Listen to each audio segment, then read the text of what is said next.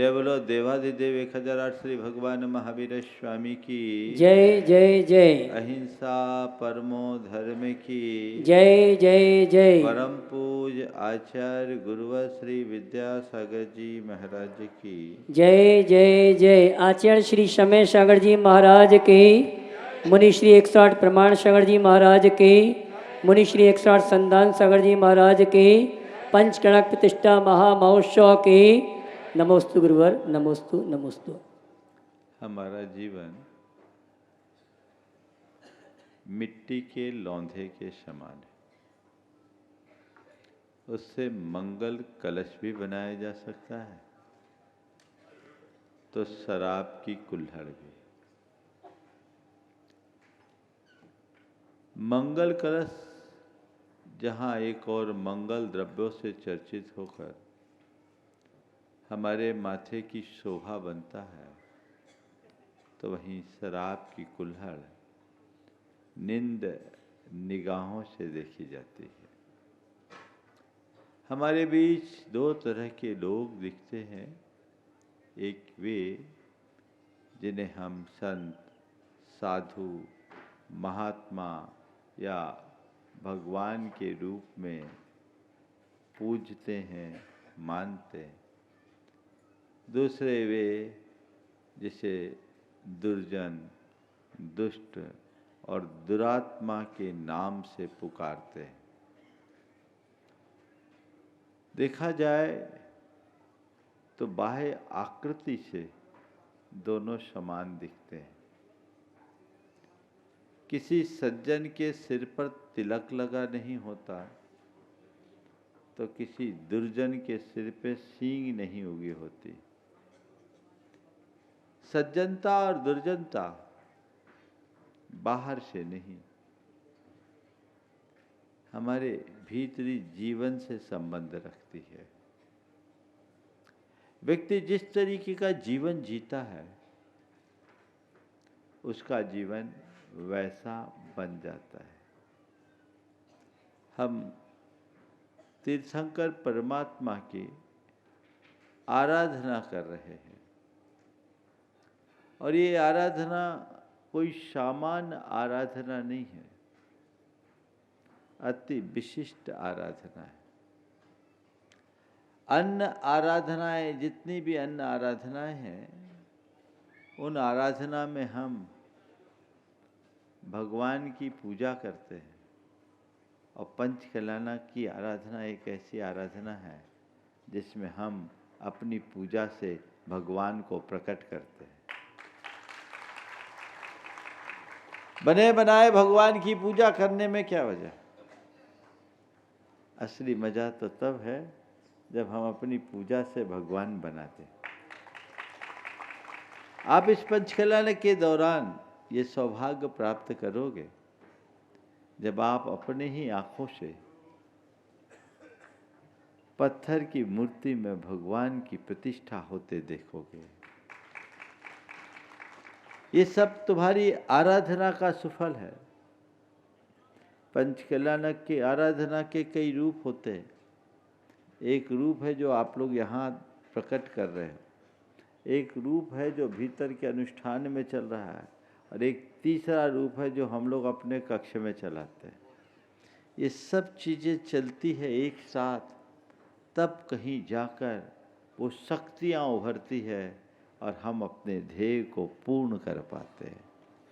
तो इस अर्थ में आप लोग बड़े भाग्यशाली हो कि आज आप सब ऐसे महाअनुष्ठान में अपनी सहभागिता प्रदान कर रहे हो।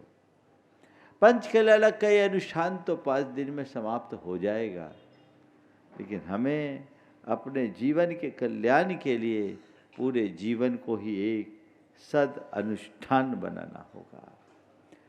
एक अनुष्ठान साधारण सी मूर्ति को भगवान बना देता है, तो वही अनुष्ठान, सद्धर्म का अनुष्ठान, सामान्य मनुष्य को महान बना देता है।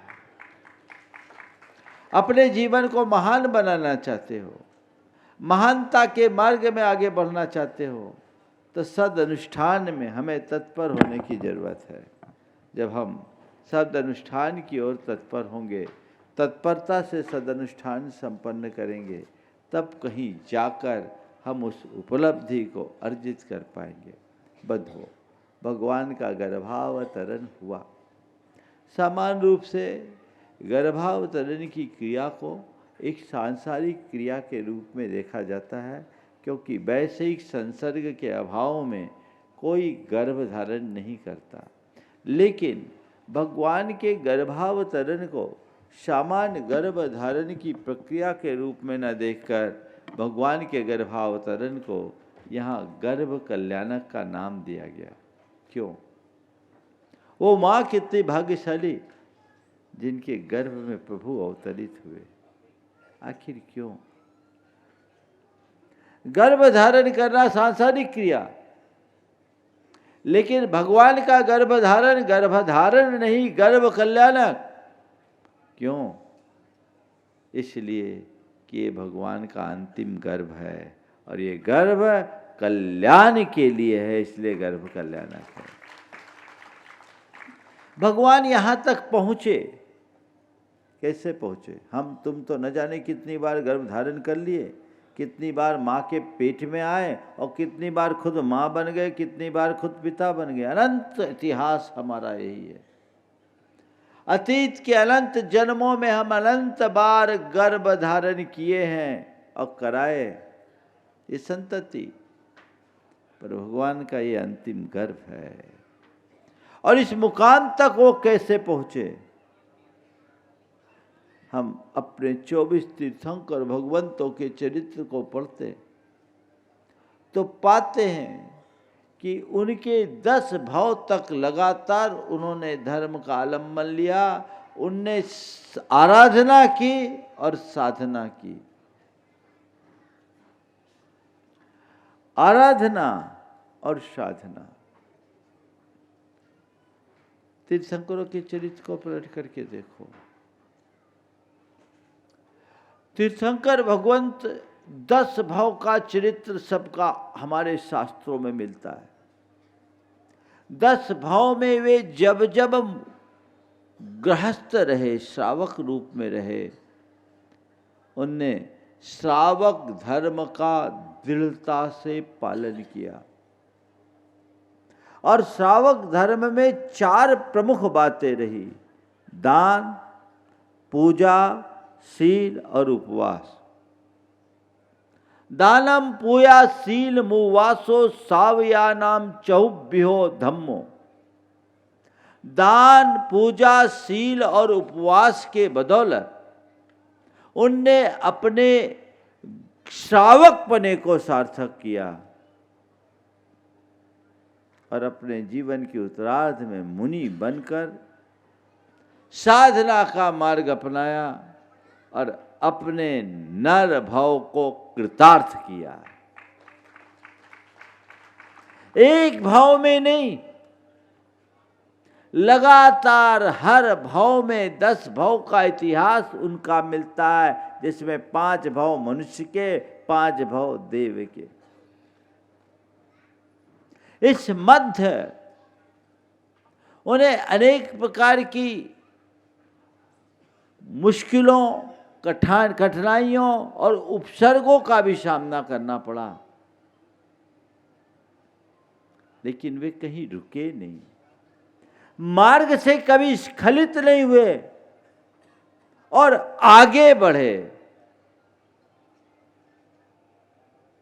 उनका मार्ग प्रशस्त हो गया। आज आप भगवान का पंचकल्याणक मना रहे हो। कितना सौभाग्य है कि तुम्हें प्रभु का आराधक बनने का गौरव प्राप्त हुआ है। कभी महसूस करते हो कि मैं इस धरती के भाग्यशाली प्राणियों में एक हूं? मैं प्रभु का आराधक बना हूं। बोलो। 4 बातें आज के संदर्भ में मैं आप सबसे कहूंगा। प्रार्थना, उपासना, प्रार्थना, आराधना, उपासना और साधना। क्या?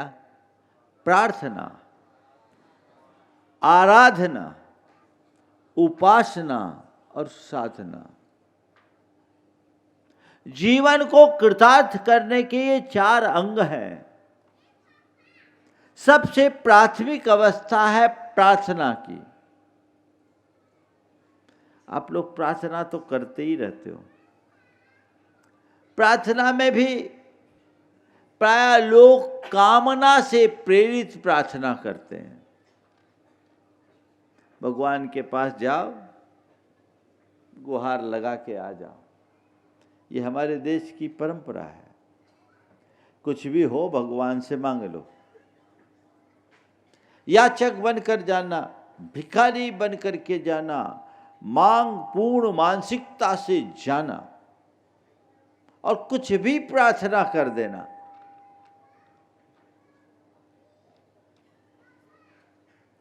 ये प्रार्थना आप लोग करते। कोई जरूरी नहीं कि प्रार्थना करने वालों के हृदय में भक्ति भी हो।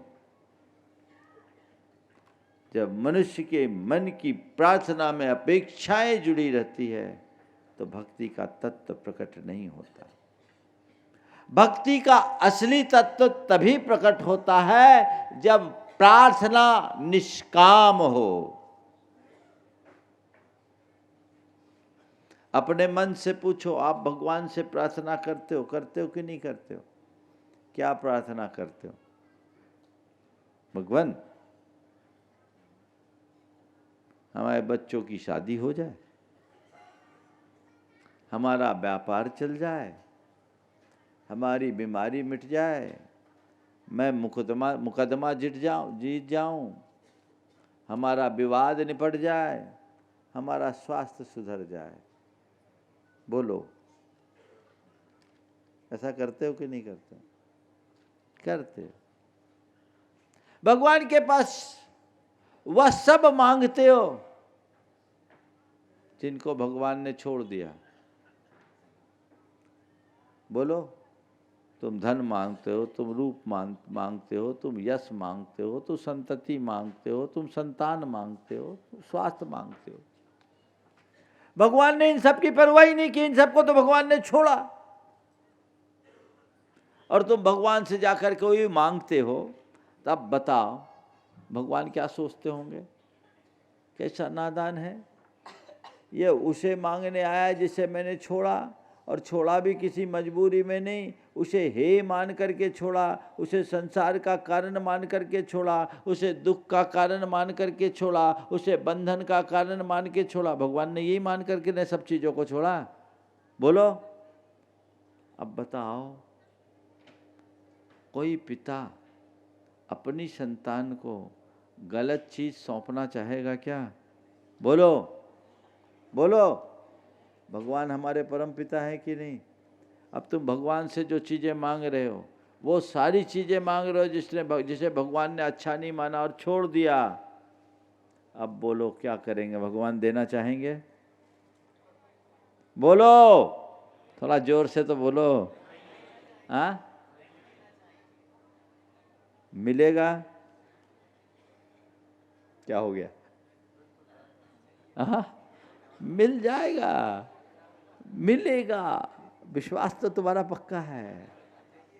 हाँ, पर भगवान कहते हैं कि ये लेकर के तू उलझ जाएगा।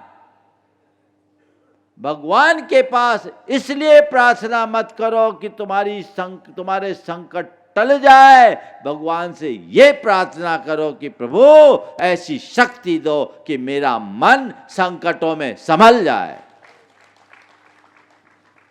संकटों को टालने के लिए प्रार्थना मत करो, संकटों में संभालने के लिए प्रार्थना करो। प्रभु, जीवन में चाहे कितनी मुश्किलें हो, चाहे कैसा संकट हो, चाहे कितनी विपत्ति हो, चाहे जैसी बीमारी हो, चाहे जैसा वियोग हो, चाहे जैसी विसंगति हो, मेरी ऐसी बुद्धि दे दो, मुझे ऐसी बुद्धि दो, मेरी बुद्धि को इतनी स्थिर बना दो कि मैं स्थिरतापूर्वक सबका सामना कर सकूं। प्रार्थना जब आत्मस्पर्शी होती है तो वो जीवन को भीतर से रूपांतरित करती है। जड़ प्रार्थना कार्यकारी नहीं होती। तुम कितनी पूजा कर लो उससे कोई फर्क नहीं पड़ता, तुम कितना स्तोत्र पाठ कर लो उससे कोई फर्क नहीं पड़ता। तुम्हारी दृष्टि कैसी है, सबसे मूल्यवान वह है। प्रार्थना, किसी विचारक ने कहा कि प्रभु मैं इस आपके चरणों में इसलिए नहीं आया कि आप मेरे कंधों का बोझ उतार दो। प्रभु आपके चरणों में मैं इसलिए नहीं आया कि आप मेरे कंधों का बोझ उतार दो, मैं तो केवल इस प्रार्थना से आया हूं कि कंधों को इतना सबल बना दो कि बड़े से बड़ा बोझ उठा सकूं। अपने कंधों को इतना सबल बना दो कि बड़े से बड़ा बोझ उठा सकूं। ये है प्रार्थना का असली स्वरूप। भगवान से इसलिए प्रार्थना मत करो कि मेरी इच्छा की पूर्ति हो जाए। प्रभु मैं तेरे चरणों में इसलिए नहीं आया कि तू मेरी इच्छा को सफल कर दे, मैं तेरे चरणों में केवल इसलिए आया हूं कि तेरी कृपा से मेरी इच्छा निर्मल हो जाए। इच्छा को सफल करने से क्या है, इच्छा को निर्मल बनाओ, जीवन में पवित्रता का भाव जगाओ। मैं सहज रहूं, मैं शांत रहूं, मैं स्वस्थ रहूं और सकारात्मकता से भर करके जीऊं। स्वयं को सहज, शांत, स्वस्थ और सकारात्मक बनाने की मंगल कामना ही जीवन की वास्तविक प्रार्थना है। हे प्रभु मुझे ऐसी दृष्टि दे दो कि मैं जीवन के तमाम उतार चढ़ाव में स्थिरता रख सकूं। हे प्रभु मेरी बुद्धि को इतना निर्मल बना दो कि मैं अपने मार्ग में अविचलित बना रहूं। हे प्रभु मेरे हृदय में ऐसी श्रद्धा जगा दो कि मैं अपने पथ में टिका रहूं। हे प्रभु मुझ में इतना विवेक उत्पन्न कर दो कि मैं अपनी मर्यादा को अखंडित बनाए रखूं। ये प्रार्थना करो प्रभु से। कभी करते हो ऐसी प्रार्थना? भगवान कहते तू मेरा गुणगान करके मुझे सुना रहा, खुश करने की कोशिश कर रहा, तेरे गुणगान से मैं क्या करूंगा, मुझे पता है कि तू क्या बोल रहा है। और वो भी अपना नहीं बोल रहा है, किसी दूसरे कवि ने लिख दिया उसी को रटे रटाए को सुना रहा है तू, और वो भी आधे अधूरे मन से सुना रहा है। उसका कोई मतलब नहीं। असली प्रार्थना आत्म जागरूकता से भरकर होती है। वो प्रार्थना अंदर से जुड़ी हुई होनी चाहिए। ऐसी प्रार्थना अपने मन में जगाइए। इसके बाद है आराधना। आराधना शब्द बहुत व्यापक है। ये पूजा जो आप कर रहे हैं ये आराधना है। अर्चना आराधना का अंग है। किसी के पीछे लग जाना, उसका गुणानुवाद करना, उसके प्रति अनुराग प्रकट करना और उसकी अर्चा करना, यह सब आराधना के अंग हैं। आप आराधना तो कर रहे हो, बहुत अच्छे से कर रहे हो, पर अपने भीतर किसी आराधक को प्रकट कर पाए कि नहीं ये देखो। मैं आराधना कर रहा हूं पर मेरे अंदर कोई आराधक प्रकट हुआ या नहीं, ये मुझे देखना है। महाराज मतलब क्या है? आराधना हमारी क्रिया है जो हम कर रहे हैं, और आराधक बनाए गुण है जो हमारे भीतर होना चाहिए। सच्चा आराधक कौन है? जिसके अंदर भगवान के गुणों के प्रति अनुराग हो। गुणानुराग की अभिव्यक्ति के अभाव में आराधक भाव प्रकट नहीं होता, और आराधक भाव के अभिव्यक्ति के बिना आराधना सार्थक नहीं होती। भगवान के गुणों का अनुराग उत्पन्न करो। भगवान कौन है? बीतरागी है ना? बोलो, भगवान कौन है? वीतरागी। उनके जीवन का मूल आदर्श और संदेश क्या है? वीतरागता को भजो। कल छोटे बच्चे ने सवाल किया ना, बंधुओं बंध मूलम। सब कुछ जानने के बाद भी हम उसी राग भाव को पुष्ट करते रहते हैं। इसका मतलब क्या है? इसका मतलब यही है कि हमारा गुणानुराग जैसा होना चाहिए, भगवान के गुणों के प्रति जैसी उमड़न होनी चाहिए, वो अभी प्रकट नहीं हो पा रही। जितना भगवान से अनुराग है उससे कहीं ज्यादा संसार से अनुराग है। अपनी आराधना को सफल करने का ये मंत्र है कि मेरा अनुराग उत्तरोत्तर इधर बढ़े और बाहर का अनुराग घटे, विषयों का अनुराग घटे और भक्ति अनुराग बढ़े। जीवन में यही सार है बंधुओं। ऐसी भक्ति हृदय में प्रकट हो जाए तो समझ लेना भीतर विरक्ति जग जाएगी, और भक्ति में विरक्ति का बीज होता है। अंदर से भक्ति को जगाइए, उल्लसित चित्त होकर भक्ति कीजिए, खूब अच्छे मनोभावों से भर करके भक्ति कीजिए।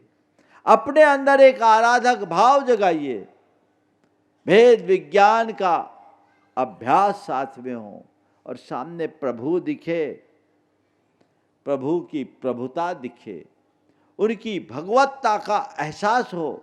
भगवत्ता का एहसास होने से भगवान की उपस्थिति का आभास होगा, और जब भगवान की साक्षात उपस्थिति का आभास होगा तो हमारे अंदर एक अलग प्रकार का भावातिरेक प्रकट होगा, जो सम्यक दर्शन की विशुद्धि का कारण बन सकता है। वो दृष्टिकोण अपने अंतरंग में विकसित करने की कोशिश करनी चाहिए। ये आराधना, आप लोगों की आराधना कैसी होती है आप जानते हैं। शुरू करते हैं और कब अंत हो जाता है पता ही नहीं लगता, और कभी कभी तो क्या बोलते हैं यही पता नहीं रहता है क्या। एक बार एक जगह निर्वाण कांड पढ़ा जा रहा था, भगवान का मोक्ष कल्याणक था। उस जगह में हर भगवान की लाडू चढ़ाने की परंपरा थी, तो लोग मंदिर में ही गर्भगृह में लाडू चढ़ा रहे थे। लाडू चढ़ाने के क्रम में निर्वाण कांड बोल रहे थे। एक अम्मा जी थी, थोड़ी ऊंची आवाज़ में बोल रही थी, उसकी आवाज़ सबसे अलग थी, और जैसे वो निर्वाण कांड के क्रम में बोली तो बोलते बोलते आगे बोलती है, दो बलभद्र मुफ्त में गए। हमने कही इनकी पूजा भी मुफ्त में गई। वहाँ लाइन है मुक्ति में गए, और बोल क्या रही है?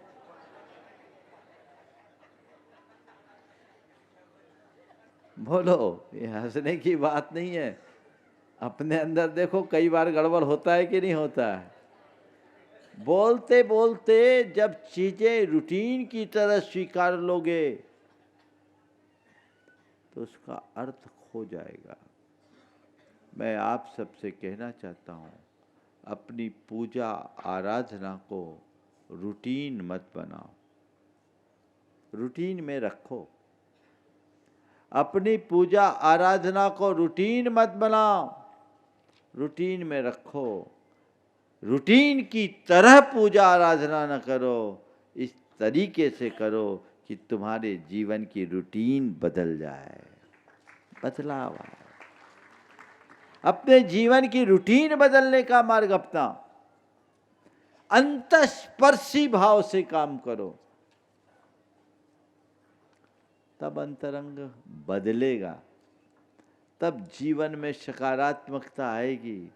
नहीं तो हमारे यहाँ पूजा करने वालों की कमी नहीं है, पूजा तो करते हैं।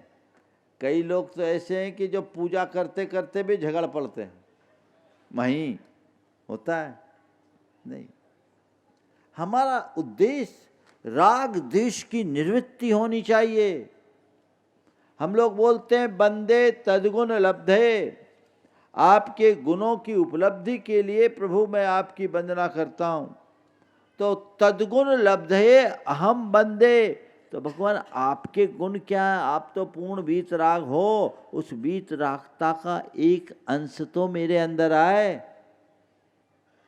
बोलो, भगवान के चरणों में आकर के भी राग भाव की ही पुष्टि करोगे तो अपना उत्थान कैसे होगा? अंतरंग से राग भाव मंद पड़ना चाहिए और बीत रागता की वृद्धि होनी चाहिए। कदाचित बीत राग न बने तो कोई बात नहीं, बीत राग के प्रति आकर्षण भी उत्पन्न हो जाए तो बहुत बड़ी बात है। अभी तो राग रंग ही अच्छा लगता है। आप लोग तो भगवान की भक्ति करते हो, उसमें भी खूब राग रंग चाहिए और उसमें भी फिल्मी धुन चाहिए। कहाँ है संगीतकार? टोक देना कोई भी फिल्मी धुन हो तो, ऐसे भैया ने टोक दिया होगा, लेकिन फिल्मी धुन बिल्कुल मत करो, वो पाप आश्रव का कारण बनता है। तुम्हारे संस्कार उसी के हैं। जैसी वो ट्यून बजती होगी तुम्हारे सामने बिल्कुल स्क्रीन आ जाती होगी। बोलो ईमानदारी से, क्या दिखते हैं? जैसे धुन बजती है तो धुन बजने के बाद आपको क्या सुनाई पड़ता है? भगवान दिखते हैं कि सिनेमा का पर्दा दिखता है? बोलो। हाँ, नहीं बजे, बजने भी नहीं देंगे हम तो इसलिए कह रहे कि तुम लोग बजवा न लो। हमारे सानिध्य में बजती नहीं है और भैया लोग पूरा रिस्ट्रिक्शन रखते हैं। भजन भी फिल्मी धुन के नहीं, मौलिक धुन के होने चाहिए, ताकि हम भगवान से जुड़ सके, पापाश्रव का कारण नहीं हो। मैं तुम लोगों की बात नहीं कहता, अपनी बात कहता हूँ। सन 2000 की बात है, एक जगह विधान चल रहा था, मैं जंगल में था, होगा पंडाल स्तर से 1 से 1.5 किलोमीटर दूर।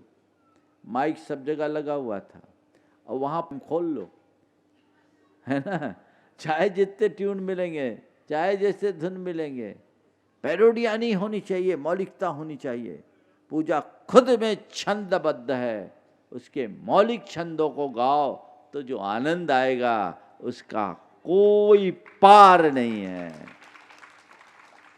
भक्ति अनुराग हो, राग भाव मंद पड़े, ये पुरुषार्थ जगा तो आगे बढ़ोगे, नहीं तो एक प्रकार की आत्मवंचना होगी। तुम धर्मी होने के पहचान तो अपनी बना लोगे पर धर्म को पहचान नहीं सकोगे। धर्मी होने की पहचान बनाना और धर्म को पहचानना, दोनों में जमीन आसमान का अंतर है। धर्मी होने की पहचान बनाना बड़ा कठिन नहीं है। बोली ले लो, पात्र बन जाओ, इंद्र बन करके सामने आ जाओ, थोड़े दान मान दे दो, समाज में अपने ऊपर धर्मी होने का लेबल लगवा लो। लगी जाता है ना भाई। हम किसी व्यक्ति के बारे में कही आदमी बड़ा धर्मी है तो उसकी आपके आंखों के सामने कैसे व्यक्ति की छवि उभरेगी? कुछ ऐसा ही ना कि खूब दान पुण्य करता है, पूजा पाठ करता है, साधु से संतों की सेवा में तत्पर रहता है, वो धर्मी है। बिल्कुल बाहर से तो वो धर्मी है ही, और धर्मी ये सब करता है, इसमें भी कोई संशय नहीं। लेकिन भैया उसने धर्म को पहचाना कि नहीं, ये तो हमें देखना है। मैं धर्मी कहला रहा हूं, धर्मी बन पाया कि नहीं बन पाया ये तो मुझे देखना है। जब अपने अंदर के धर्म को पहचानोगे तभी सच्चे अर्थों में धर्मी बन पाओगे। अपनी आत्मा को केंद्र में रख करके कर चलो और राग भाव से मुक्त होने का लक्ष्य बनाओ, तब सच्चे अर्थों में धर्मी बनने का सौभाग्य जगेगा। आराधना तब सार्थक होगी। ये स्थूल आराधना बहुत सरल है, गहराई से उतर करके आराधना करना बहुत कठिन है। हमारे तीर्थंकर भगवंतों ने अपनी आराधना में चारों बातों को समाहित किया। एक गृहस्थ का जीवन आराधनामय होता है और आराधना के बल पर ही वो अपने जीवन को कृतार्थ कर पाता है। और उस आराधना के मूल 4 अंग है। आत्मदृष्टि से संपन्न होकर दान करना, पूजा करना, शील का पालन करना, नहीं व्रतों में दृढ़ रहते हुए उनका निरतिचार पालन करना, और शक्ति के अनुसार उपवास करना। ये केवल पुण्योपार्जन के माध्यम नहीं, ये जीवन को पुण्य बनाने के माध्यम है।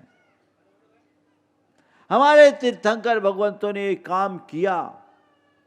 मैंने 24 तीर्थंकरों के चरित्र को बहुत गहराई से पढ़ा और हर तीर्थंकर ने अपने जीवन में जब जब वो श्रावक पर्याय में रहे, गृहस्थ रहे, भले वो राजा भी क्यों नहीं बने, चक्रवर्ती भी क्यों नहीं बने, देव गुरु और धर्म का उनने आश्रय कभी नहीं छोड़ा, क्योंकि उनको पता था कि भव सागर से पार उतरने के लिए यही एकमात्र माध्यम है, कोई दूसरा रास्ता नहीं है। आज आप लोगों को वैसी आराधना करने का अवसर मिला, और वो आराधना भी सामान्य आराधना नहीं है, पंच कल्याणक प्रतिष्ठा की आराधना का अवसर है, गोल्डन चांस है, स्वर्णिम अवसर है। बड़े प्रबल पुण्य से मिला है, इसको कैसे करना है, इसको पूरी तरह भुलाने का लक्ष्य रखिए। मेरी आराधना सफल हो, मेरे भीतर सच्चे आराधक का भाव जागृत हो। तीसरे चरण में उपासना, प्रार्थना, आराधना, उपासना। उपासना क्या है? उपासना, निकट वास करना, अपने आराध्य की निकटता को पाना ही उपासना है। निकटता को पाने का मतलब क्या? उनके पास बैठ जाना, उनके खास बन जाना। ये तो बड़ा सरल है। भौतिक रूप से भगवान के पास जाना, गुरु के पास जाना कोई बड़ी बात नहीं है, चले जाओगे, रोज चले जाओगे। कुछ लोग हैं जो मंदिर ही में बैठे रहेंगे, अच्छी बात, लेकिन ये बहुत बड़ी बात नहीं। ये भौतिक उपस्थिति है, भौतिक सानिध्य है। संत कहते हैं भौतिक सानिध्य उतना लाभकारी नहीं जितना कि भावनात्मक सानिध्य लाभकारी होता है। भावनात्मक रूप से जुड़ाव होना। आप लोग रोज पूजा के अंत में बोलते हैं, तौ पादौ मम हृदये, मम हृदयम तौ पदद्वये लीनम, तिष्ठतु जिनेन्द्र तावत यावद निर्वाण संप्राप्ति। तो पद मेरे हिय में, मम हिय तेरे पुनीत चरणों में, तब लो लीन रहे प्रभु, जब लो न पाया मुक्ति पद मैंने। ये किसके उद्गार है? ये उपासना की उत्कृष्ट अभिव्यक्ति है। भगवान, या तो आपके चरण मेरे हृदय में हो, या मेरा हृदय आपके चरणों में हो, या आप मेरे पास हो या मैं आपके पास रहूं। यह है भावनात्मक सानिध्य। कर पाते हो? आप लोग तो पूजन करते हो, अंत में विसर्जन करते हो, भगवान से कहते हो भगवान आप तो यहीं बैठे रहना, हम कल सवेरे फिर आएंगे, घंटा बजाएंगे, आपको जगाएंगे, आपकी अभिषेक पूजा करेंगे, और आप हम पर यहीं से कृपा बरसा देना। हमारे साथ आने की गलती मत करना, क्योंकि हमें बहुत सारे खट कर्म करने हैं। आप हमारे साथ रहोगे तो हम उलझन में फंस जाएंगे, है ना। कितने ईमानदार हो। भगवान आपके लिए हमने बढ़िया मंदिर बना दिया, मन चाहिए, और कहो पसंद नहीं है तो इशारा कर दो, जैसा चाहोगे वैसा बना देंगे। आप यहीं रहो, बस यहीं से अपनी कृपा बरसाए रखना, ताकि मेरा काम निर्विघ्न चलते रहे, और जो खटकर्म मुझे करना है उसको करने की छूट दे दो। बोलो, यही है ना उपासना। ये सतही उपासना है। तो पादौ मम हृदयम तो पदद्वये लीनम। कहीं रहे, आप मेरे साथ रहें, आपका साथ रहे, मेरे हृदय में आपका वास रहे, आप मेरे हृदय के पास रहें। बस इतनी तो सोचनी बात।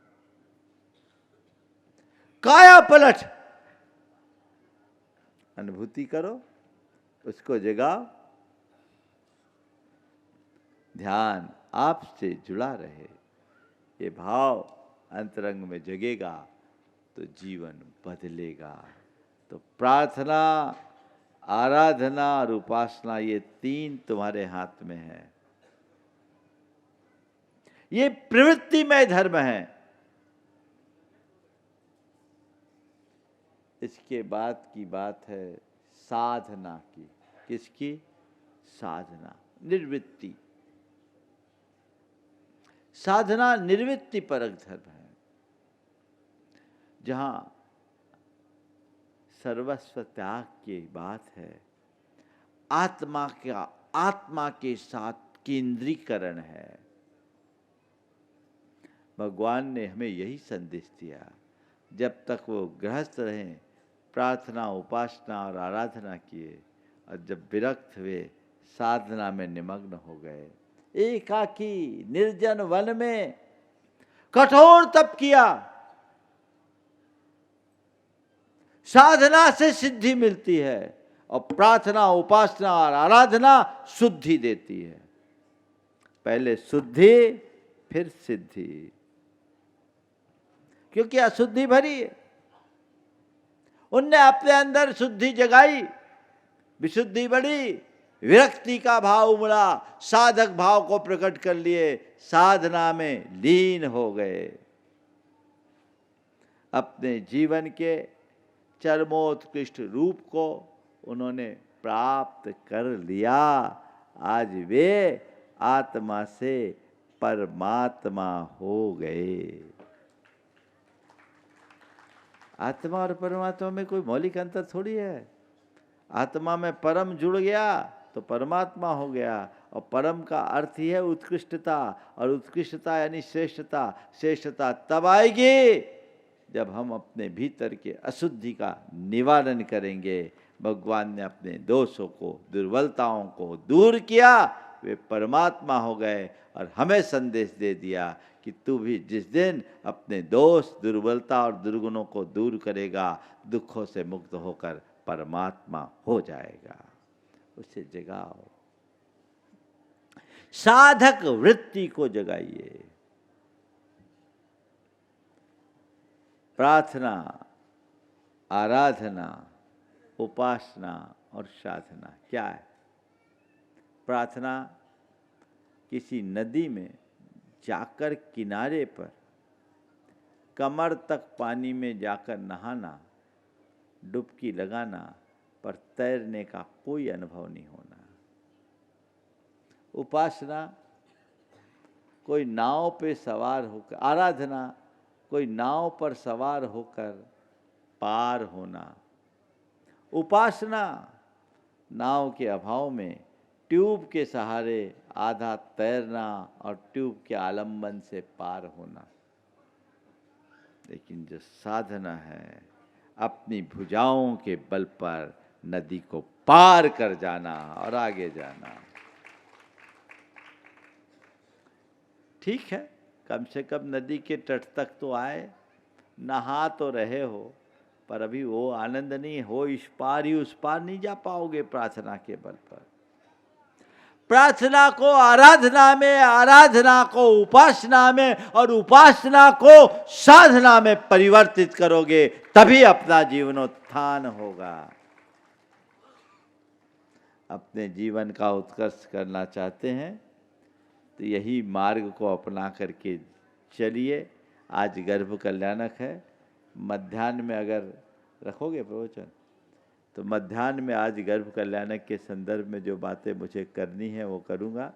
आप सब ऐसा ही उत्साह बना के रखिए, अंतरंग में वैसा भाव जगाइए, तो हम अपने जीवन को धन्य कर सकेंगे।